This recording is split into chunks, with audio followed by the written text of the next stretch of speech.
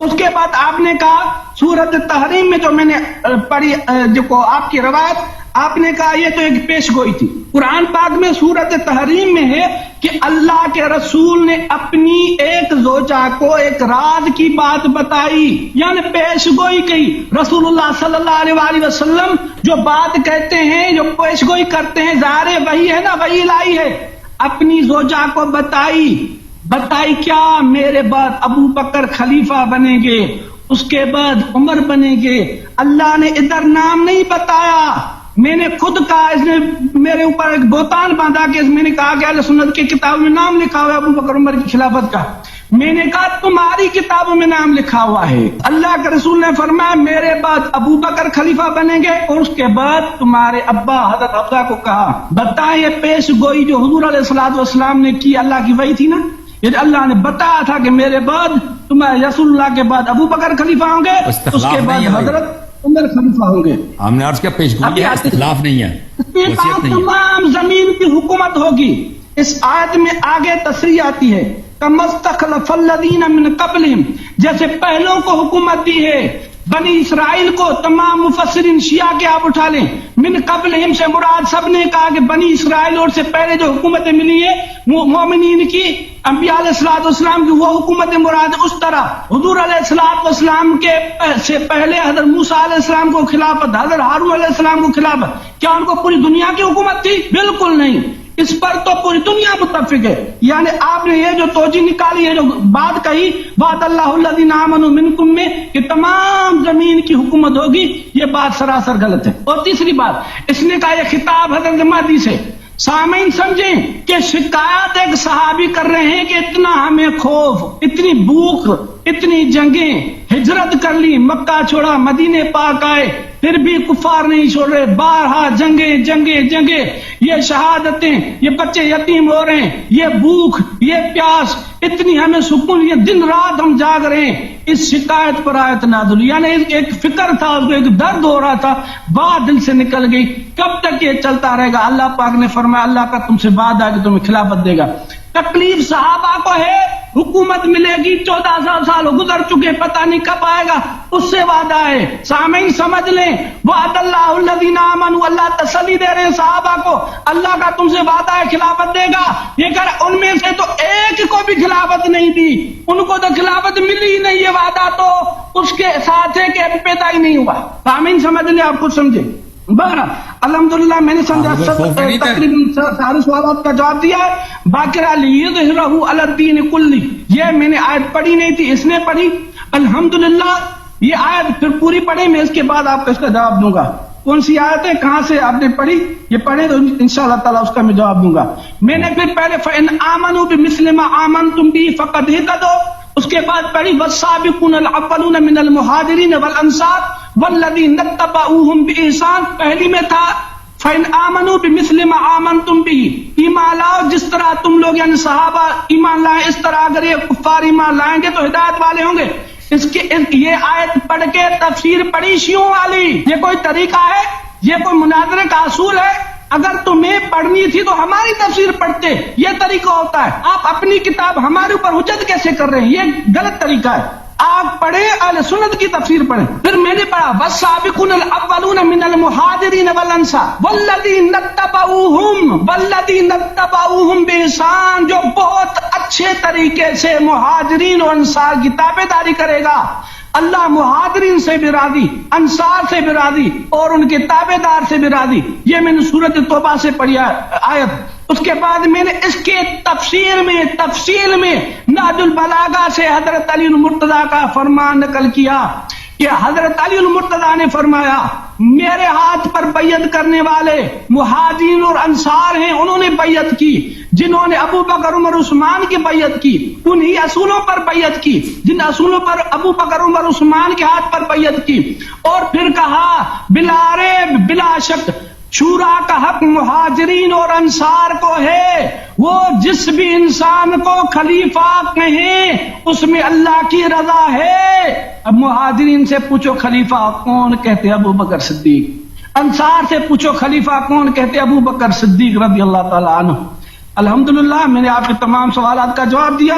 جو سوال رہتا اگر رہا تو نہیں، اگر رہا ہو تو پھر آپ اپنی تکلیف بتائیں. وما علینا الا البلاغ المبین. اچھا میرے محترم ناظرین، ان کی خدمت میں عرض یہ ہے، آیا یہ ہے میرے محترم ناظرین، اعوذ باللہ من الشیطان الرجیم، وعد اللہ الذین آمنوا منکم وعملوا الصالحات لیستخلفنہم فی الارض کما استخلف الذین من قبلہم وليبدلن اب آپ مذاق اڑائیں گے. آیا جو ہے میرے بھائی، وعد اللہ الذین آمنوا منکم وعملوا الصالحات لیستخلفنہم فی الارض کما استخلف الذین من قبلہم وليمکنن لهم دینہم الذی ارتضی لهم وَلَيُبَدِّلَنَّهُمْ مِنْ بَعْدِ خَوْفِهِمْ أَمْنًا. اور یہ کہتے ہیں کہ ابو بکر کو ڈر تھا، ابو بکر تو بڑے خوف میں تھے، اور اللہ تعالیٰ نے ان کو وعدہ دیا کہ خوف کے بعد آپ کو امن دیا جائے. تو میرے بھائی سب سے پہلے آپ بھول گئے کہ ابو بکر اور عمر دونوں کو کوئی خوف ہی نہیں تھا، یہ دونوں کفار کے پناہ میں رہتے تھے. اس کی دلیل کیا ہے؟ اس کی دلیل یہ ہے، بخاری میں ملاحظہ فرمائیے میرے محترم ناظرین، صحیح بخاری چابدار احیاء تراث العربی، یہ کتاب ہے کتاب الکفالہ، باب جوار ابی بکر، جوار ابی بکر فی عہد النبی صلی اللہ علیہ وسلم. ابو بکر کو جو پناہ ملی ہے، پناہ ملی ہے، کس نے پناہ دی ہے اس کو؟ ابو بکر کو جو جوار ملی ہے، پناہ ملی ہے، پناہ دینے والا اس کو کون تھا؟ پناہ دینے والا اس کو کون تھا؟ یہ حدیث نمبر 2297، یہ عائشہ کی حدیث ہے بخاری میں. فلما ابتلی المسلمون، جب مسلمان مبتلا ہو گئے، مسلمانوں پہ سختی تھی مکے میں، خرج ابو بکر مہاجرا قبل الحبشہ، ابو بکر حبشے کی طرف چل پڑے. حتی اذا بلغت برک العماد لقیہ ابن الدغنہ، جب وہ برک العماد میں پہنچے ہیں ابن دغنہ سے ملاقات ہوئی ہے. ابن دغنہ کفار قریش میں سے سردار، احباش کی قبیلے کی سردار ہے مکے میں. وہ سید القارہ، سید قارہ جو احباش میں سے تھا اس کا سردار تھا. اس نے ابو بکر سے پوچھا کہاں جا رہے ہو؟ اس نے ابو بکر نے کہا کہ میں قوم تنگ کر رہے ہیں، میں جا رہا ہوں ہجرت حبشے کی طرف. اس نے کہا وَأَنَا جَارٌ لَكَ جَارٌ، میں آپ کو پناہ دے دیتا ہوں. رسول پاک صلی اللہ علیہ وسلم کا ایک دشمن، مکے کا ایک سردار ہے، اس نے ابو بکر مہاجر نکلا، مہاجرت سے واپس آیا، مہاجرت سے اس کو پلٹا دیا. اور تعرب بعد الہجرت جو ہوتا ہے، ہجرت سے واپس پلٹنا، یہ خود فسق ہوتا ہے، یہ خود کبائر میں سے ہے، ان کو خود پتہ ہونا چاہیے. یہ کہتے ہیں ابو بکر خوف میں رہتا تھا. کہاں خوف میں رہتا تھا؟ کافر نے اس کو پناہ دیا. اس نے کہا فرجع الی بلادک، واپس مکہ آ جا. فرتحل ابن دغنہ فرجع مع ابی بکر، ابو بکر اس کے ساتھ واپس مکے میں آیا. اور فطاف فی اشراف قریش، ابو بکر کو لے کے وہ گیا سب قریش کے سرداروں کے پاس کہ ابو بکر کو کوئی نہیں چیر سکتا. فقال لهم لا يخرج مثله ولا يخرج، فانفذت قریش جوار ابن دغنہ وآمنوا ابا بکر. قریش نے ابو بکر ابن دغنہ کی جو پناہ تھی اس کو نافذ کر دیا اور ابو بکر کو پناہ مل گیا. ابو بکر پہلی بات، والسابقون الاولون من المہاجرین، پہلی بات ایک مہاجرین میں سے نہیں ہے، وہ شخص ہے جس نے اپنی ہجرت باطل کی ہے. ابو بکر وہ شخص ہے جس نے اپنی ہجرت باطل کی، کیونکہ اس ہجرت کرنے کے بعد یہ واپس، اس کو اجازت نہیں تھا مکہ واپس آنے کی، یہ واپس مکہ آیا ہے. پھر اس کو خوف نہیں ہے. یہ کس کے پناہ میں رہتا تھا؟ یہ اس زمانے میں جب سب مسلمان پھنس رہے تھے، یہ تو ابو دغنہ کے پناہ میں رہتا تھا. یہ کتاب ہے صحیح مسلم لمسلم بن حجاج القشیری النیسابوری، چاپ دار الفکر. یہاں پہ ملاحظہ فرمائی باب تحریم رجوع المہاجر الى استیطان وطنہ، مہاجر کے لیے حرام ہے کہ واپس اپنے وطن کو پلٹ آئے، واپس اپنے پلٹ پہ آئے اور وہاں پہ رہے. ایک قاضی عیاض کا شرح ہے مسلم پر، صحیح مسلم کی شرح قاضی عیاض اکمال المعلم، یہاں پہ جلد نمبر 6 میں ملاحظہ فرمائیے میرے محترم ناظرین. یہ فریز ہو گیا بھائی، ایک منٹ میں دوبارہ اس کو بولتا ہوں. یہ جو ہے نا آپ کا چانس آ گیا کہ ایپ ہی فریز ہو گیا. وہاں پہ اس کتاب میں قاضی عیاض فرماتے ہیں کہ ابن الدغنہ یہ جو ہے یہ اجماعی مسئلہ ہے مسلمانوں میں کہ ہجرت کے بعد واپس پلٹنا اپنے وطن میں، یہ جو ہے یہ کبائر میں سے ہے. تو انما المہاجرون السابقون الاولون من المہاجرین والانصار جو آپ بات کر رہے ہیں نا میرے بھائی، یہ اس شخص کے لیے جس نے اپنی ہجرت باطل نہ کیا ہو. اس نے تو اپنی ہجرت باطل کی تھی، یہ تو ہجرت واپس آ گیا تھا. پھر آپ کہتے ہیں ابو بکر کو خوف تھا، کس چیز کا خوف تھا؟ نہیں جواب دوں اس کا؟ نہیں اپنی باری میں جواب دوں. ابو بکر تو کفار کے پناہ میں رہتا تھا. پھر عمر کی بات کرتے ہیں میرے محترم ناظرین. یہ کتاب ہے بخاری، صحیح بخاری. ہاں ابو بکر عمر کو بھی بڑا خوف تھا. ہاں کس چیز کا خوف تھا؟ یہ کتاب ہے بخاری میرے محترم ناظرین. یہاں پہ باب اسلام عمر، ان کے اسلام لانے کا واقعہ، حدیث نمبر 3864 یہاں پہ ہے. بینما ہوا فی الدار خائفہ، ابھی اسلام نہیں لایا وہ گھر میں. بہرحال کہنے کا مقصد یہ ہے کہ ابھی میں نے اس حدیث کو بہت پڑھا ہے بہت دفعہ. اس کا خلاصہ جو لوگ دیکھنا چاہیں، ابھی مولوی صاحب بھی جو ہیں وہ جلدی میں ہے، ترجمہ کرنے کی حرف بار پڑھنے کی ضرورت نہیں ہے. وہ شخص عمر اپنے گھر میں ڈرا ہوا سہما ہوا تھا. عاص بن وائل سہمی جو عمرو بن عاص کے والد ہیں وہ آئے, وہ مکے کے سرداروں میں سے تھا, اور وہ وہی شخص ہے ان شانئک هو الابتر جو رسول پاک صلی اللہ علیہ وسلم کو گالی دیتا تھا.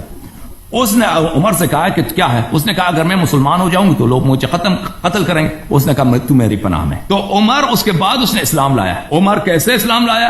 عمر اس کے بعد اسلام لائے جو رسول صلی اللہ علیہ وسلم کا پکا دشمن, جس کو قرآن نے کہا ان شانئک هو الابتر. آپ کو جو شخص گالی دیتا ہے وہ ابتر ہے. وہ دشمن بھی مختلف ٹائپ کے ہوتا ہے نا. ایک دشمن ہوتا ہے گالی نہیں دیتا, بہترامی نہیں کرتا, دشمنی ہوتی ہے اس کی. لیکن ایک شخص دشمن ہوتا ہے کمینہ, ایک دشمن ہوتا ہے نجس. رسول پاک صلی اللہ علیہ وسلم کا وہ دشمن جو ان کو گالی دیتا ہے اس سے بدتر تو ہو ہی نہیں سکتا. یہ اس کی پناہ میں رہتا تھا بھائی. اس کو خوف کہاں تھا؟ ان لوگوں نے کب کسی مشرک کا خون کیا ہے بھائی؟ ان کو خوف تو اس کا ہوتا ہے جس کی دشمنی ہو کفار سے. جو کفار کے پناہ میں ہوتا ہے, جس نے کبھی کسی کفار کے ساتھ نہ جہاد کیا, نہ قتل کیا, کچھ بھی نہیں کیا. ابو بکر عمر کی تاریخ دیکھیں, جنگوں سے وہ تو جنگوں میں تو آپ کو پتا ہے, خیبر وغیرہ, حنین میں, احد میں. ہاں مولوی صاحب, ہاں خوف کہاں تھا ان لوگوں کو بھائی؟ ان لوگوں کو خوف ہی نہیں تھا. پھر آپ کی خدمت میں عرض کریں کہ میں آپ کو ایک منٹ میں آپ کی خدمت میں آپ نے کہا وہ تفسیر دکھاؤ کہ پوری زمین کی بات ہو رہی, کہ پوری زمین کی لَيَسْتَخْلِفَنَّهُمْ فِي الْأَرْضِ, کہ پوری زمین کی بات نہیں ہو رہی, جزء زمین کی بات ہو رہی. تو میں آپ کو وہ دکھا دوں میرے محترم بھائی, کوئی بات نہیں, میں وہ دکھا دیتا ہوں. میں وہ حدیث آپ کو دکھاؤں, روایت, بلکہ وہ تفسیر آپ کو دکھاؤں کہ میں نے تفسیر میں خیانت کی ہے. کہہ رہا تفسیر میں نے خیانت کیا, تفسیر میں نے کوئی خیانت نہیں کی بھائی. آپ کو میں تفسیر ثعلبی دکھا چکا ہوں, تفسیر بغوی دکھا چکا ہوں, ایک اور تفسیر دکھا دیتے ہیں میرے محترم ناظرین. تفسیر یہ تو پڑھی نہیں, آپ نے تفسیر کون سی پڑھی تھی پہلے؟ آپ تفسیر روح المعانی دکھا دیتے ہیں, کوئی بات نہیں, وہ تفاسیر دکھا چکا ہے. میں نے حدیث بھی آپ نے پہلے کون سی تفسیر پڑھی وہ پڑھے نا. میں نے سنن ابن ماجہ کی بھی حدیث آپ کو دکھائی کہ زویت الارض, پوری زمین میں نے مشارق و مغارب زمین دیکھا. جو آپ نے عرب اعظم والی بات کہی وہ تفسیر دوبارہ دکھا دیتے ہیں. اس کے علاوہ بھی آپ کو دکھا دیتے ہیں, ایسی کوئی بات نہیں. آپ دوبارہ دیکھنا چاہتے ہیں؟ ابھی آپ کو پھر سے تقریباً دوبارہ دکھا دینا چاہتے ہیں. ابھی ہمیں بات کروں نہیں, اب میں کتابیں دکھاتا ہوں, آپ تو کچھ دکھاتے بھی نہیں, اس میں ٹائم لگتا ہے بھائی. وہ تو نہیں حدیث پڑھنے میں ٹائم لگتا ہے. مطالبہ کیا پہلے, ہاں یہی کتاب ہے وہ الکشف والبیان. ہاں سنو پھر, یہ کشف والبیان میں اس کے علاوہ بھی تفاسیر ہیں, اس طرح نہیں ہے کہ اس کے علاوہ نہیں ہے. کشف والبیان میں جو تمام عرب و عجم وہ دکھائے نا, اجازت دے میں دکھا دیتا ہوں. یہ لَيَسْتَخْلِفَنَّهُمْ فِي الْأَرْضِ أي لَيُورِثَنَّهُمْ أَرْضَ الْكُفَّارِ مِنَ الْعَرَبِ وَالْعَجَمِ فَيَجْعَلُهُمْ مُلُوكَهَا وَسَاسَتَهَا وَسُكَّانَهَا, کہ زمین کے جتنے عرب اور عجم کے زمین ہیں, اراضی ہیں, بلاد ہیں, ان کو اللہ تعالیٰ ان کو مالک بنا دے گا اور ان کو ان کا ملوک بنائے گا. عجم منل ہے, کل نہیں ہے, اس میں جو ہے ارض الکفار من العرب, کافر یہ من جو ہے من بیانیہ اس کو بولتے ہیں. الکافر الکفار الذین هم عرب والعجم, کفار جو عرب ہیں, عرب بھی آئے عجم بھی آئے, کل کی عرب ہیں اس میں عجم بھی ہے.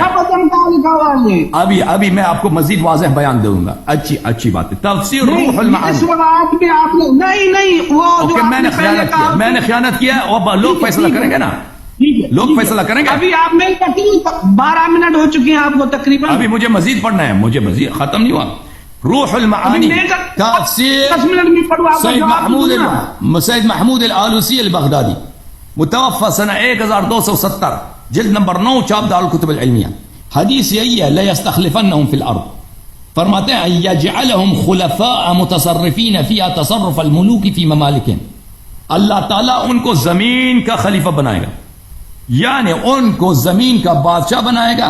جس طرح بادشاہ اپنے زمین پہ تصرف کرتے ہیں وہ تصرف کریں گے. اچھا, یہ زمین سے والمراد بالارض علی ما قیل, زمین سے کیا مراد ہے؟ بعض لوگوں نے کہا جزیرۃ العرب ہے, وقیل مأواہ علیہ الصلاۃ والسلام من مشارق الارض ومغاربها, بعض لوگوں نے کہا کہ رسول پاک صلی اللہ علیہ وسلم کی جو سرزمین ہے مشارق الارض مغارب سے.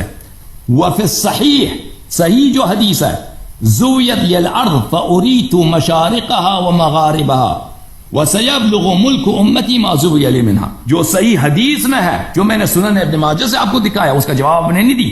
سنن ابن ماجہ صحیح حدیث ہے, زُوِيَتْ لِيَ الْأَرْضُ, پوری زمین جو ہے میرے لیے اس طرح سمیٹی گئی ہے, سمیٹ یا مختصر ہو گئی زمین میرے لیے. حَتَّى رَأَيْتُ, حتیٰ کہ میں نے دیکھا زمین کے مشارق, زمین کے سب مشارق کو اور سب مغارب کو, اور اللہ تعالیٰ نے مجھے 2 خزانے دیے، پیلا رنگ کا اور سرخ رنگ کا یا سفید رنگ کا، یعنی الذهب والفضة، سونا چاندی.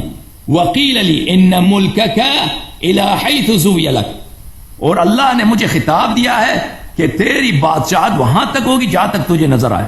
رسول پاک صلی اللہ علیہ وسلم نے فرمایا مشارق الارض، زمین کے مشارق اور مغارب پوری اس طرح سمیٹی گئی ہے. ان کو وعدہ دیا، پھر اس کے بعد جو وعدہ دیا نا پوری زمین کی بات ہو رہی ہے. هو الذی ارسلہ رسولہ بالہدی ودین الحق لیظہرہ علی الدین کلہ.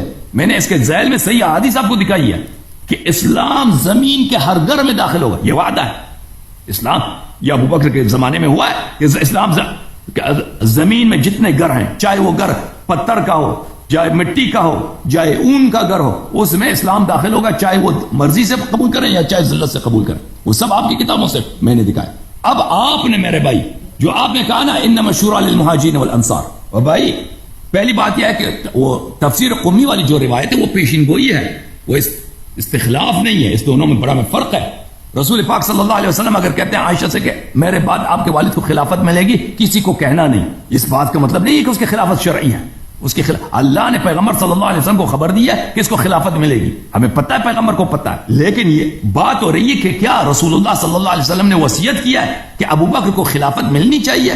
اگر وصیت کی بات ہوتی تو عائشہ کو قسم نہ دیتے کہ آپ کسی کو نہیں بتانا. تو یہ سب ایک پریڈکشن ہے، ایک پیشگوئی ہے. پیشگوئی جو ہوتا ہے نا، جیسے پیغمبر صلی اللہ علیہ وسلم نے فرمایا کہ امام حسین صاحب شہید ہوں گے بہت سارے روایات میں. اس کا مطلب یہ نہیں کہ ان کی شہادت جو ہے شرعی ہے، لوگوں کے لیے جائز ہے کہ ان کو قتل کریں. پیغمبر نے فرمایا تو آپ تو شہید ہو جائیں گے، ہم آپ کو قتل کرتے ہیں.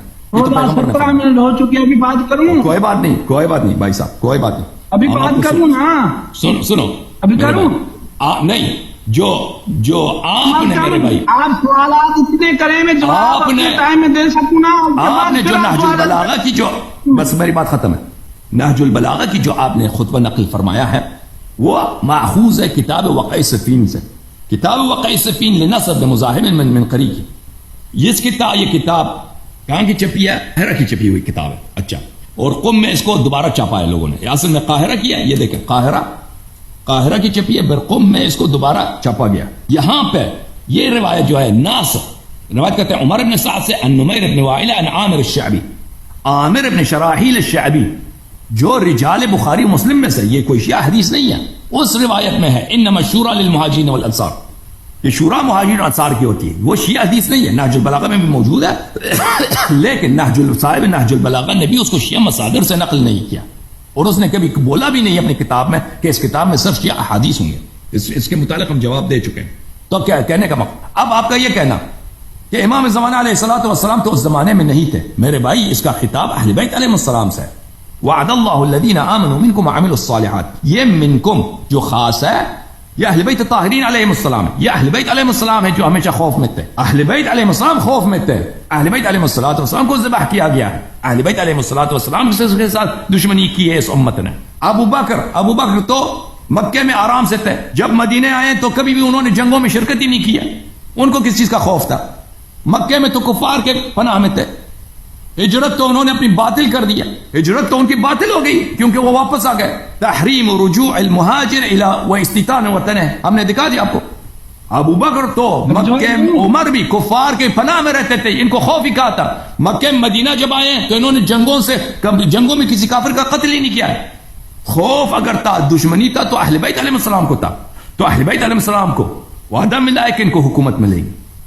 اس وقت ٹھیک ہے امام مہدی علیہ السلام دنیا میں نہیں تھے، لیکن امیر المؤمنین علیہ السلام تو تھے، حضرت زہرا سلام اللہ علیہ تو تین، امام حسن امام حسین علیہ السلام تو تھے، یہ لوگ تو تھے. تو ان کو وعدہ دیا اللہ تعالیٰ نے کہ آپ لوگوں کو حکومت ملے گی، کیونکہ امام مہدی علیہ السلام کی حکومت جو ہے وہ امام علی علیہ السلام کی حکومت ہے، وہ امام حسن امام حسین علیہ السلام کی حکومت ہے، وہ آل زہرا علیہ السلام کی حکومت ہے. تو ان کو وعدہ دیا ہے کہ ان کو حکومت ملے گی. تو الحمدللہ میرے محترم ناظرین، ان کا ثابت ہو گیا کہ اس آیا کا ابو بکر کس سے کوئی تعلق ہی نہیں ہے. اللہ نے جو وعدہ دیا، بات کرو.